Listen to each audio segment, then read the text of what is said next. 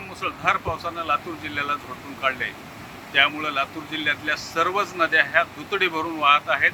महापुराचा प्रलय आल्यासारखं लातूर जिल्ह्यामध्ये सर्वत्र परिस्थिती निर्माण झाली आहे।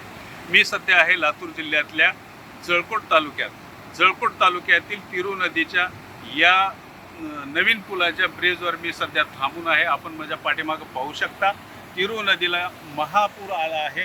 या महापुरामुळे तिरूका गावामध्ये हा पूर घुसण्याची शक्यता दिसून येत आहे। गावाच्या कडेला एक मंदिर आहे, त्या मंदिराला सध्या पुराचं पाणी ठेपलेलं आहे। आत्तापर्यंत गेल्या 100 वर्षामध्ये तिरू नदीला एवढा मोठा पूर केव्हाच आला नव्हता। आपण पाहू शकता की पुराची एवढी मोठी तीव्रता आहे।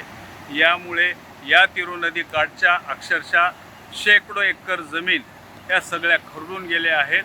सध्या गेल्या 5 तासापासून जळकोट तालुक्याचा हा पूर्ण संपर्क तुटलेला आहे। जळकोटहून उदगीरकडे जाता येत नाही, उदगीरकडून जळकोटला येत नाही।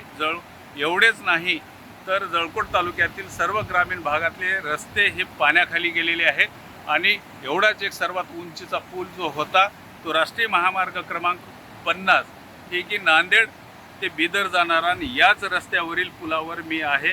या ठिकाणी जुनं जो ब्रिज आहे तो ब्रिज पूर्णपणे पाण्याखाली गेलेला आहे। त्या ब्रिजहून सध्या किमान 5 ते 10 फूट पाणी पुराचं वाहत आहे। त्यामुळे गेल्या 5 तासापासून उदगीर जळकोट आणि ह्या राष्ट्रीय महामार्ग क्लिअर बंद आहे। या ठिकाणी प्रशासनानं देखील दोन्ही बाजूनी पोलीस व्यवस्था लावलेली आहे की जेणेकरून या पुरामध्ये कोणी वाहन किंवा घेऊन जाऊ नये।